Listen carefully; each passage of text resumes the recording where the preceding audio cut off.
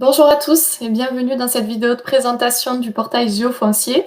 Donc je me présente Juliette Dommage, chargée de communication chez Géofoncier et avec nous ici Patrick Bézard-Falgas, géomètre expert honoraire et également directeur de Géofoncier. C'est sous cette casquette qui vous parlera aujourd'hui du portail avec au programme de cette présentation d'une vingtaine de minutes la découverte de l'interface Géofoncier avec également une présentation des différentes fonctionnalités et des différents services du portail qui fête aujourd'hui, qui a fêté il y a quelque temps, pardon, ses 10 ans. Donc je vous laisse entre les mains de Patrick Bézard-Falgas. Merci Juliette, bienvenue à tous pour cette présentation succincte de Géofoncier que vous pourrez découvrir tout à loisir pour les particularités. Voilà, je vais me connecter donc en tant que professionnel, non pas en tant que géomètre expert, c'est-à-dire dans les conditions habituelles dans lesquelles vous vous connectez avec un identifiant qui est votre mail et un mot de passe que vous avez donné, qui vous a été confirmé par Géofoncier. On accède à Géofoncier dans ce premier écran, effectivement, qui permet d'avoir une première page d'actualité. Nous avons donc les actualités du moment sur Géofoncier. Je vous invite à les visualiser, comme ça, d'être au courant des dernières fonctionnalités, dernières données qui viennent d'arriver sur Géofoncier. Géofoncier est le portail de l'Ordre des géomètres experts. Il a été mis en ligne il y a 10 ans. Il comporte aujourd'hui des millions de données foncières versées au quotidien par les géomètres experts. Et puis tout l'open data que nous savons tous, et il y en a de plus en plus, et il faut s'en féliciter. Lorsque vous connectez pour la première fois sur Géofoncier, vous accédez sur un écran qui est plutôt la carte de France. Là, ce que je vous invite à faire tout de suite, c'est rapidement, c'est personnaliser votre écran en vous localisant soit l'adresse ici, vous avez la BANO, la base d'adresse nationale, qui permet en autocomplétion d'accéder très rapidement à un lieu donné suivant son adresse postale, ou d'accéder directement à la parcelle cadastrale en faisant attention au préfixe devant la section 000 qui est utilisé pour les métropoles, mais aussi pour les communes rurales qui ont fusionné. Il y en a, c'est un petit peu piégeux parfois sur ce point-là. L'accès à carte, ici, ce premier onglet, vous voyez que j'ai un favori. Moi, Sac Inondation, parce que j'ai cliqué sur l'étoile qui m'a déterminé cette carte comme ma carte favorite, donc elle s'ouvre à chacune de mes nouvelles sessions. Mais vous pouvez créer, je vous invite à créer autant de cartes ou de territoires, comme vous voulez, que vous voulez en fonction de vos lieux d'activité, de vos relations clients, de vos dossiers, de vos interventions. Vous pouvez les supprimer aussi facilement que vous les créez, vous pouvez en faire des favoris. L'intérêt, c'est que, vous allez voir, je vais changer de territoire. En un clic, je vais me retrouver dans un autre territoire. Vous voyez, il faut une demi-seconde pour se localiser dans un nouveau territoire. Donc, ça a un côté efficace et avec un autre jeu de données, ce qui veut dire que j'ai configuré mes cartes en fonction de mes besoins. Je reviens ici à Moissac, on reviendra tout à l'heure à ce Pêche-Beaunieu, pour dire un mot quand même des données. Les données, il y a 6 données de base qui, je pense, sont bien connues. Les 3 premières, c'est les DMPC, documents modificatifs du plan cadastral, les dossiers des géomètres experts, le RFU, c'est le résultat géométrique et centimétrique des bornages réalisés par les géomètres experts. Voilà donc une limite ici, voilà une autre par ici, effectivement, qui sont des limites définies, géoréférencées avec nos GPS d'une précision centimétrique. Donc, c'est le référentiel foncier unifié. Le plan cadastral avec une particularité, c'est que chaque fois que je passe sur une parcelle, j'ai le périmètre vectoriel de chaque parcelle qui va nous permettre d'intersecter d'autres couches d'informations. Les données de la carte IGN que je peux et les données de l'orthophoto IGN que je peux afficher ou ne pas afficher à loisir, donc en fonction de vos besoins et de vos usages. Voilà, là je vais laisser l'orthophoto. Donc ces couches sont paramétrables. Je peux aussi rajouter d'autres couches. Comment? Ben, je vais aller sur un autre territoire où j'ai rajouté d'autres couches pour vous montrer immédiatement le résultat. Donc je reviens à ce territoire de Pêche-Beaunieu. Je laisse l'écran se rafraîchir. Et là, nous allons constater immédiatement que nous avons les 6 couches plus 5 couches complémentaires que nous avons rajoutées. Où sont-elles? Elles sont ici dans configurer les couches. Donc, je vous invite à parcourir ce catalogue de données. Il y a aujourd'hui plus de 150 couches. Les données des géomètres experts, les données de la géodésie, du cadastre, de l'immobilier avec les valeurs DVF, les couches d'urbanisme, utilité publique, prescription des documents d'urbanisme, zonage, installation et immeubles classés, monuments historiques, les secteurs sauvegardés, les données environnementales, tous les zonages réglementaires, l'agriculture avec les données du RPG, registre parcellaire graphique sur aujourd'hui plus de 7 ans, la carte AOC viticole, l'inventaire forestier national, bien entendu toute la cartographie des PPR, des plans de prévention des risques naturels et technologiques, carte réglementaire, les installations industrielles, installations classées, sites industriels, sols pollués, des couches topographiques, l'occupation du sol avec Corinne Landcover, la géologie, des cartes historiques tout à fait intéressantes, des fonds de cartes, des données locales avec, par exemple, l'orthophoto à haute résolution du Grand Lyon. Ça, c'est dans le cadre du partenariat que nous mettons en place. Donc, nous pouvons, à votre demande, intégrer des données locales, régionales, départementales, communales, des plans napoléoniens. Certains départements nous ont mis à disposition leurs plans cadastraux non pas napoléoniens. Et puis, par exemple, les pages géométriques, les 50 pages géométriques de la Réunion. Si effectivement l'on veut ce type de données, il suffit de voilà, de faire un glisser-coller et d'afficher ces bâtiments. Voilà, la couche, vous voyez, des bâtiments vient d'apparaître telle qu'elle existe dans la BD Topo. Donc, à vous de jongler, de découvrir toutes ces couches de données. Une fois qu'on a l'ensemble de ces données à disposition, qu'on a choisi les couches de données qui vous intéressent, par exemple, si j'enlève, pour vous montrer, voilà, le zonage du PLU, voilà, il apparaît à peu près à des échelles compris entre le 15 millième, voilà, voilà, et là je suis au 7000. Voilà, là vous avez le zonage du PLU, donc que je peux afficher ou ne pas afficher. Vous allez voir comment tout à l'heure on pourra l'interroger. Je peux réactiver bien sûr mon orthophoto qui est en ligne, voilà, et je vais interroger une parcelle. Alors, en interrogeant un simple clic dans une parcelle permet tout de suite d'accéder à ce que nous appelons la fiche parcelle. Voilà l'ombrage de la parcelle. Et là, nous avons donc accès à la parcelle qui, effectivement, va nous permettre d'avoir automatiquement un ensemble de données à disposition concernant cette parcelle. Donc, j'ai sa contenance cadastrale, ses références. Donc, la contenance cadastrale veut bien dire la donnée cadastrale telle qu'elle figure dans les matrices cadastrales, c'est une donnée littérale. Est-ce qu'il y a un géomètre expert qui est intervenu? Oui, puisque nous avons un picto. Là, j'ai le détail du dossier, l'auteur, je peux contacter le détenteur de ce dossier, Laurent Poujade. Je peux consulter les vignettes et je vais aussi vous dire que vous allez pouvoir, en 2021, télécharger directement avec l'accord du géomètre expert, mais vous pourrez télécharger les documents fonciers déposés sur ce dossier avec l'accord du géomètre concerné. Ça, c'est une nouveauté pour 2021. L'accès aux documents cadastraux, c'est les DMPC. Donc, certains sont scannerisés, d'autres non, puisque nous avons engagé la numérisation et la géolocalisation de tous les DMPC.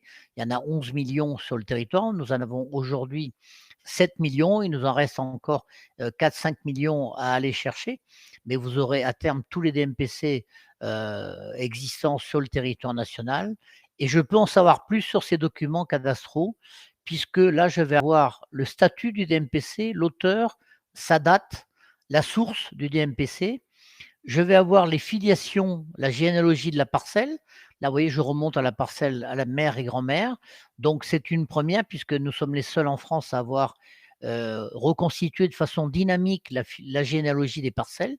Et ça, grâce à l'outil que nous avons développé et aux données que nous fournit de façon périodique la DGFiP, les DFI, données des filiations informatisées.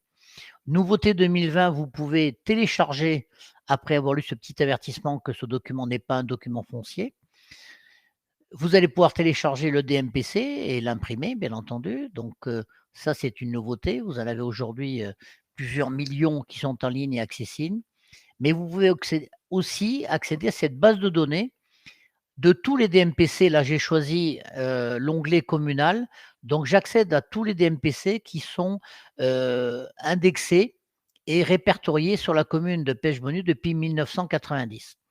Pour les DMPC antérieurs avant, vous avez en haut à gauche modèle 40 qui vous permet ici, je ne l'ouvre pas, vous avez le PDF des modèles 40 qui est le répertoire des DMPC de 1990 à 1956, date de la publicité foncière. Ce petit onglet en haut à droite, rechercher, permet effectivement de sélectionner, vous voyez, de façon très simple et dynamique, les DMPC de l'année 2000 ou d'accéder à un DMPC directement avec son numéro. Voilà, et on peut évidemment accéder automatiquement parmi les millions de DMPC aux DMPC que vous avez repérés. Une base de données donc très riche et très souple d'utilisation. Vous avez, si vous êtes géomètre expert et notaire, accès au SPDC qui vous permet d'avoir effectivement la désignation des propriétaires de la parcelle. Donc, c'est le serveur professionnel des données cadastrales. Donc, ce serveur, effectivement, est réservé aux géomètres experts et aux notaires. Et il va permettre effectivement d'avoir également l'unité foncière de la parcelle, puisque autour de la parcelle, on peut identifier de façon géographique les parcelles contiguës et constituant l'unité foncière du propriétaire. Je relance ma fiche cadastrale, ma fiche parcelle. J'ai accès aussi au plan cadastral que je peux télécharger et l'origine de la parcelle. Je sais également qu'il y a un permis de construire sur cette parcelle. Pour l'instant, nous avons les permis de construire des personnes morales depuis 2014. Je peux accéder par cet onglet urbanisme au zonage du PLU. Je sais que cette parcelle, on a vu tout à l'heure que la commune avait versé son PLU, donc je peux accéder au zonage puisque je sais ici que je suis en zone U, que cette parcelle est en zone UE petit b. En cliquant sur cette picto, j'accède au document du règlement qui a été déposé et mis en ligne par la commune sur le géoportail du urbanisme et donc automatiquement sur Géofoncier, puisque le portail Géofoncier est en ligne automatique avec le géoportail de l'urbanisme. Là, évidemment, nous dépendons des communes qui ont versé ou qui n'ont pas encore versé leur document d'urbanisme. Vous avez noté qu'on a accès également, dans certains cas, aux informations, aux prescriptions ou aux servitudes qui ont été versées par la commune. La fiche risque est aussi bien connue, c'est la fiche qui permet effectivement d'avoir la synthèse des géorisques, voilà, PDF. Et je vais ici donc télécharger, faire afficher la fiche de synthèse des risques naturels et technologiques concernant la parcelle en question. Je pense que c'est une fiche connue de la plupart d'entre vous, tout à fait intéressante. Je reviens à ma fiche parcelle. Des informations concernant la commune pour télécharger les planches cadastrales de la commune, consulter la fiche de la Sonde des maires de France, consulter toutes les données INSEE, toutes les données statistiques de l'INSEE concernant la commune, les informations concernant la communauté de communes dont fait partie la commune, les communes membres de cette communauté de communes avec leur population et la liste des compétences de la communauté de communes, tout à fait intéressant dans le cadre des procédures d'autorisation et de droit des sols. Également, un petit clin d'œil à l'hygiène avec les photos, les clichés de l'hygiène anciens. Là, vous pouvez télécharger tout en restant localisé à la parcelle. Vous voyez le cliché de la photo aérienne couleur ou noir et blanc des différentes années que l'hygiène vous propose. C'est assez remarquable. Je vous invite à le découvrir. Et enfin, la vue immersive, c'est-à-dire donc d'être localisé et d'avoir accès aux données Street View, bien connues, je pense, sur le territoire, toujours géolocalisé à la parcelle. Je termine avec le format au rapport PDF, voilà, qui est en fait un petit outil pratique qui va nous donner une fiche PDF synthétisant tous les éléments d'information que nous avons consultés, fiche que vous, évidemment, vous pouvez imprimer et exporter. Là, nous avons donc en synthèse toutes les informations que nous avons consultées. Si effectivement j'avais des données DVF, j'aurais pu accéder à ces données DVF. Mais concernant les DVF, je vais vous montrer un autre outil ici, le module DVF à gauche, qui va me permettre voilà, d'avoir avec un cercle que je peux moduler. J'ai une poignée ici pour localiser mon cercle et adapter la taille du cercle. Et là, je vais rechercher les valeurs DVF. Voilà, vous voyez en rouge les valeurs DVF. Et donc, dans ce cercle, il m'a sélectionné toutes les valeurs DVF connues, donner des valeurs foncières, et je peux ici en savoir plus et accéder à l'exhaustivité des données fournies par la DGFiP dans cette base de données des valeurs foncières qui, vous le savez, sont les valeurs des mutations à titre onéreux mises à jour depuis 5 ans et mises à jour tous les 6 mois. Dernier petit onglet pratique qui est l'onglet dessin, voilà, qui peut avoir son intérêt. Je peux donc dessiner un polygone. Voilà, dessiner un polygone. En dessinant ce polygone, effectivement, je vais régénérer mon écran pour disposer des dernières mises à jour. Donc, la touche F5 qui a ce côté pratique et efficace de vous relocaliser automatiquement au même lieu. Je vais donc activer mon onglet dessin, dessiner un polygone. Voilà, je vais prendre un exemple. Voilà, ici, pardon, clic, deuxième clic, troisième. Voilà, ici, je fais le tour de ma double-clic, je ceinture et je clôture mon polygone. Vous avez donc les codes périmétriques qui s'affichent automatiquement, la surface graphique du polygone puisque c'est un morceau de parcelle. Je peux ajouter un texte évidemment. l'OA, je peux jouer sur la taille du texte, je peux effectivement ajouter des textes, ajouter des symboles, dessiner des lignes. Je vous invite à utiliser cet outil pour faire des mesures dynamiques de distance et de surface. Je peux, en sélectionnant l'objet, l'éditer, c'est-à-dire le modifier. Voilà, je veux finalement ramener cette limite ici et celle-ci ici. Voilà, vous voyez qu'automatiquement les codes se recalculent et la surface est redéfinie. Je peux évidemment changer, voilà, le fond de mon dessin et je peux imprimer le résultat puisque je peux aussi exporter mon dessin. Je fais ma mise en page, je suis au format A4, je choisis une échelle 840e, non, je veux une échelle métrique, je choisis le millième, je peux y mettre un titre, j'imprime et effectivement, mon dessin va se générer sous la forme d'un PDF. Je peux vous préciser que l'impression PDF est exactement à l'échelle, donc vous pourrez utiliser ce document de façon graphique. Donc là, il faut un peu de temps puisque j'ai laissé l'orthophotoplan qui est une des couches les plus exigeantes en termes de génération de PDF. Dernier onglet ici, l'onglet partage qui permet effectivement d'exporter. Vous voyez, vous avez la possibilité de copier dans le presse-papier notre environnement. Le PDF s'est ouvert entre-temps. Voilà, et de faire des liens avec des outils des réseaux sociaux. Voilà en quelques mots ce que je voulais vous montrer des principales fonctions de GeoFoncier. N'hésitez pas à nous appeler. GeoFoncier continue à évoluer avec un module DVF Expert en 2021. Aussi, vous aurez une info assez importante en 2021 concernant la délimitation du domaine public. Pour l'instant, nous nous sommes attachés à la délimitation des propriétés privées avec le RFU. La prochaine étape, c'est la délimitation des propriétés publiques sur lesquelles j'aurai l'occasion de revenir vers vous. Voilà, découvrez GeoFoncier. Vous avez bien sûr mes dossiers, j'en ai parlé, qui vous permettra d'accéder aux documents des géomètres experts. Des liens évidemment divers et variés avec d'autres informations comme les archives départementales que je vous invite à découvrir. Et je terminerai avec les offres de GeoFoncier puisque aujourd'hui GeoFoncier vous propose 3 niveaux d'abonnement. Un abonnement standard pour un utilisateur, premium pour 5 utilisateurs, puis grand compte, qui sont des tarifs personnalisés, puisqu'effectivement, au-delà du nombre de comptes d'utilisateurs, vous avez des services différents suivant les types d'abonnements que vous choisirez. C'est des abonnements mensuels. Vous pouvez, pour découvrir GeoFoncier, moi je vous invite à prendre un abonnement standard d'un mois sur un mois. Vous pourrez prendre un abonnement d'un mois. Voilà, il vous en coûtera 20 € pour avoir le temps de découvrir GeoFoncier et de vous faire une véritable opinion et de choisir l'abonnement qui vous convient le mieux.